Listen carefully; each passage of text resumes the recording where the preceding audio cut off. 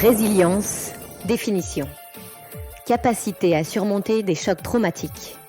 Ces chocs, on peut toutes et tous être amenés à en vivre à un moment donné. Certains ont connu des épreuves qui ont donné à leur vie un nouvel élan. Des hommes et des femmes, les résilients. Ici, nous allons vous raconter leurs histoires. Vous venez d'entrer chez Page le podcast, l'espace qui fait parler les vraies histoires de résilience. Il était une fois Paige, jeune femme perdue dans une forêt semée d'embûches. Elle y trouve des pages et chaque page correspond à une nouvelle histoire. Mais pour autant, parviendra-t-elle à s'échapper de cette forêt de la résilience ?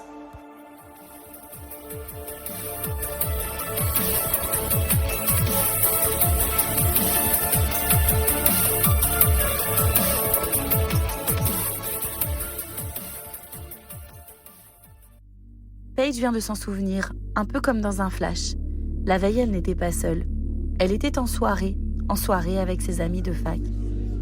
Une soirée qui avait pourtant très bien débuté.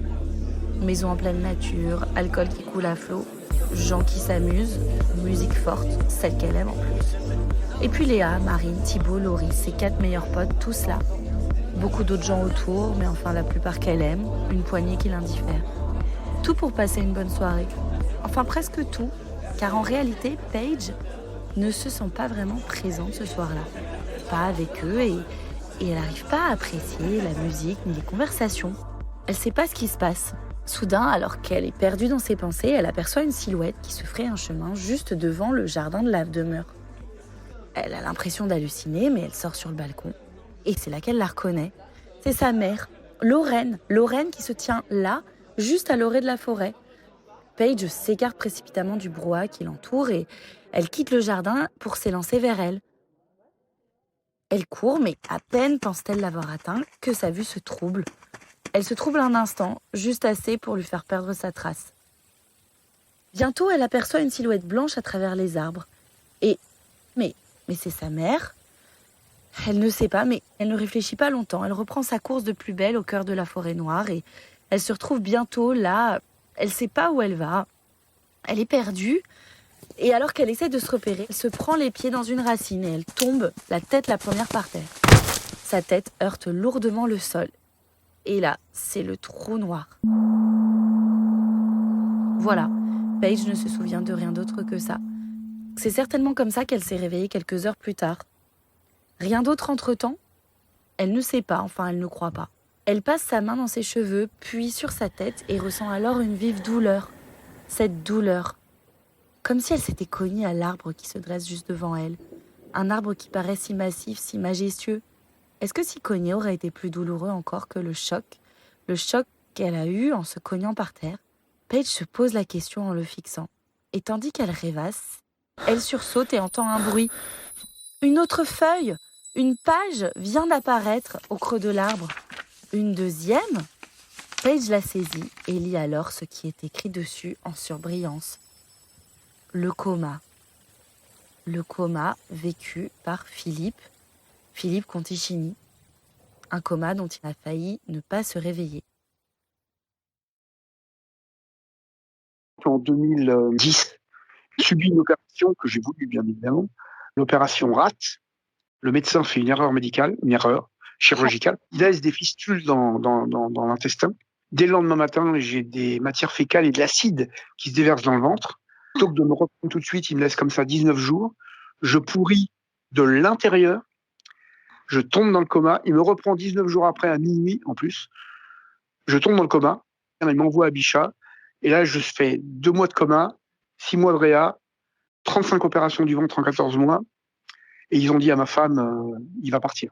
Appelez vos amis parce que votre mari va partir. Et j'ai compris avec cette aventure, si je peux appeler ça comme ça, parce que je me souviens qu'au bout de 11 mois, je crois, 10-11 mois, c'est déjà énorme, 10-11 mois à l'hôpital, je prends conscience qu'en fait, évidemment, quand je suis arrivé, donc 2 mois de coma, j'avais septicémie, péritonite aiguë, tous les organes surinfectés, le cœur ne battait plus. Il a fallu qu'ils me mettent un goutte à goutte avec un produit très puissant pour faire battre le cœur comme un muscle. Et ils ont dit à ma femme, comme ça raffermit le cœur, ça le fait battre, mais ça joue aussi sur les extrémités, les poignets, les chevilles, et donc ça compresse les extrémités, donc le sang ne passe plus dans les mains et dans les pieds. Donc on a 72 heures, sinon on sera obligé de l'amputer. Ça, c'est ma femme qui me l'a dit. Moi, je tiens en commun. Donc en fait, la paroi abdominale, par exemple, sauf les obliques, elle était pourrie de l'intérieur, mais pourrie. Donc ils l'ont grattée, et ils m'ont nettoyé le ventre en plusieurs fois avec 600 litres d'eau pure. Et donc je n'ai plus de paroi abdominale aujourd'hui. J'ai les intestins et la peau. Donc c'est pour ça que j'ai une ceinture abdominale en permanence. Ils ont complètement enlevé toute la paroi abdominale en la grattant parce qu'elle était pourrie. Et ils ont vraiment insisté, quoi, parce que je devrais plus être là, quoi. Je me souviens de l'infirmière, et donc elle est montée sur Paris, puisqu'elle est plus à Paris avant le confinement, et je l'ai invitée à un atelier. D'ailleurs, j'ai sorti toute une gamme d'assiettes avec de graines, avec des petits dessins, des petits bonhommes. Je lui ai offert. Enfin voilà, c'était un moyen pour moi, encore une fois, de lui dire merci. D'ailleurs, je me souviens que quand après 1 mois et demi, 2 mois, après être sorti de l'hôpital, après avoir repris mon travail, je fais juste une parenthèse. Je me souviens être retourné en réa avec 35 gâteaux, des gros gâteaux. Porter des sacs à 5 avec des gros gâteaux, pas des petits gâteaux, des gros gâteaux. 35 gros gâteaux. Comme pour l'anniversaire d'un ami ou d'une amie à l'époque, j'ai fait pareil. C'est-à-dire que moi, je leur ai donné ce que j'ai de mieux, quoi. Voilà. Et donc, je reviens sur cette infirmière. Elle est arrivée, bien sûr, elle est venue à l'atelier, mais elle est venue un petit peu avant que l'atelier commence. Et elle m'a dit, mais Monsieur Conticini, c'est hallucinant à quel point vous vous battiez tous les jours. Et en fait, c'est ma femme, c'est elle, ce sont ces gens-là qui m'ont fait prendre conscience à quel point j'étais résilient, à quel point j'avais du courage, quoi. Et malgré mon poids, et ça ils me l'ont dit, mais très souvent, je ne bois pas d'alcool du tout. Même moi qui aime le vin, j'aime beaucoup le vin, je l'ai arrêté il y a un peu plus de 20 ans maintenant. Parce qu'il y a le poids, justement, et je me suis dit, ça va être... il y a déjà les problèmes de poids, donc je vais laisser tomber l'alcool complètement, même le vin, même si j'aime ça. Et donc je ne bois pas du tout, je ne fume rien. J'ai fumé des joints quand j'avais 18 ans, je fume rien, je fume pas de cigarettes, donc je ne fume pas, je ne bois pas, je me drogue pas, et j'ai une hygiène alimentaire, même si ça ne se voit pas à cause de mon poids, parce que je ne perds pas de poids, il faudrait que je fasse un régime, mais ça, j'y arrive pas. Tous les jours, là en ce moment par exemple, je suis beaucoup à la maison avec le confinement, on mange des légumes tous les jours avec ma femme, des légumes tous les jours avec notre fille, des légumes tous les jours. Et heureusement que j'ai eu cette hygiène alimentaire, cette hygiène de vie, parce que ils me l'ont dit, ça m'a permis aussi de me sauver la vie, quoi. J'ai un cœur en béton, bien qu'il soit enrobé de grès, j'ai un cœur en béton armé. Pendant 1 mois et demi après être sorti du coma, j'ai déliré, et ça a un nom. Ça a un nom, il y a même un journaliste qui a écrit un bouquin là-dessus. Mais quand je dis délirer, c'est déliré. C'est-à-dire que j'étais convaincu qu'on faisait des opérations sur moi tous les soirs, dans un amphithéâtre devant plein de gens, qu'on voulait flinguer plein de gens dans l'hôpital, qu'il y avait une décharge à corps derrière l'hôpital. Ma femme, un jour, elle est venue me voir, je lui ai dit, je suis désolé, vous êtes 2, je te demande pardon. C'est complètement fou, quoi. Je suis sorti du coma au bout de 2 mois, et 1 mois et demi après, j'ai arrêté mes délires petit à petit, quoi. Parce ils m'ont beaucoup moins sédaté, quoi. De moins en moins sédaté. 16 mois d'hôpital et 4 mois de rééducation. Je dis que j'ai eu 35 opérations du ventre, en 14 mois, et je me souviens, une anecdote, c'était, je crois, une des toutes dernières opérations. J'en pouvais plus. Je me suis mis à craquer en sortant. Je leur avais demandé, pour X raisons, qu'ils me réveillent sur la table d'opération. En fait, je voulais plus qu'ils m'intubent.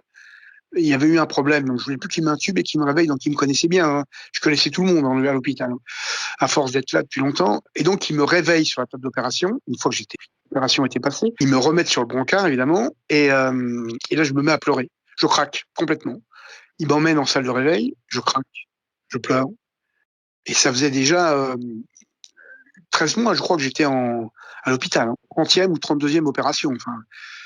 Et je craque, et les infirmières, il y avait 2 infirmières qui essayent de me calmer, de me consoler, mais ça marche pas. Et au bout de peut-être 10 quarts d'heure, j'entends une des 2 infirmières qui était à 2-3 lits du mien dire à sa collaboratrice, sa collègue, tu sais, j'ai pas réussi à faire ma mousse au chocolat hier ou ma tarte aux pommes, je sais plus. Et je l'entends. Et là, je l'appelle et je lui dis, vous voulez que je vous explique? Et en fait, elles ont compris toutes les 2 qu'elles pourraient réussir à me faire arrêter de craquer. Et donc, elle me dit, bien sûr, bien sûr. Et après, l'autre, elle m'a dit, et pour ma tarte aux pommes, et pour... Et en fait, j'aurais parlé pendant peut-être 10 minutes, je sais pas, un peu plus, un peu moins. Et j'ai immédiatement, mais très vite, j'ai arrêté de craquer. Je me suis senti beaucoup mieux en l'espace de 10 minutes, un quart d'heure. Et je me souviens que, en quittant l'hôpital, puis après en rééducation, partout où je suis allé, j'ai fait des clés USB sur lesquelles j'ai mis, je sais plus exactement, mais peut-être 150 recettes ou 200 recettes, je sais plus. Plein de recettes, des bouquins entiers que j'ai offerts à tout le monde, les infirmières, les réanimateurs, tout le monde. Mais en tout cas, ils ont été vraiment top. J'ai compris après à quel point j'avais du courage, parce que je m'en rendais pas compte avant en fait. Et je l'ai compris avec cette aventure, à quel point j'avais soif de vivre. J'aimais la vie, ça je le savais, mais à ce point-là, je m'en doutais pas quand même. Ça a été une des périodes les plus dures de ma vie. Ouais. Physiquement, c'était terrible, et psychologiquement aussi. Il faut se relever et avancer, se servir de ça pour aller plus loin. Et voilà, c'est parce que les gens qu'on a aimés, qui nous aiment et qui nous ont aimés, s'ils sont partis, eux, comme ils nous aimaient, ce qu'ils voulaient, ce qu'ils auraient voulu, c'est qu'on avance et qu'on aille le plus loin possible. Donc pour eux, il faut se relever et avancer. C'est important. Alors que Paige se relève, elle pense à Philippe. Philippe Conticini, qui a eu la force de se réveiller d'un coma auquel il avait tant de chances de succomber. Cette force qu'il a réussi à puiser malgré son état de santé désastreux, qui ne lui laissait quasiment aucune chance. Un élan trouvé dans sa passion pour la pâtisserie, lorsqu'il a entendu les infirmières parler, mais aussi l'amour pour ses proches, sa famille, l'envie de ne pas mourir, pas maintenant, pas comme ça. La force que ça lui a donnée pour sa vie future, ses projets. Cette rage plus vive encore qu'avant, de ne rien lâcher, ne rien gâcher. Aller jusqu'au bout des choses, toujours plus haut, toujours plus loin, et se relever chaque jour, tout le temps. Paige est impressionnée. Elle aussi a vécu des choses difficiles dans sa vie, mais pas de ce niveau. Elle le sait, elle va devoir continuer à tracer son chemin dans cette forêt. Elle apprendra sûrement des choses et n'en ressortira pas indemne. À vrai dire, trouver des pages commence à l'amuser et elle est même impatiente de savoir est-ce qu'elle va en trouver une autre bientôt, quelle sera-t-elle ? Alors je vous le dis, pour le découvrir, je vous donne rendez-vous dans le 3e épisode de ce podcast où vous découvrirez une nouvelle page et une nouvelle histoire de résilience avec Paige. Celle de Camille,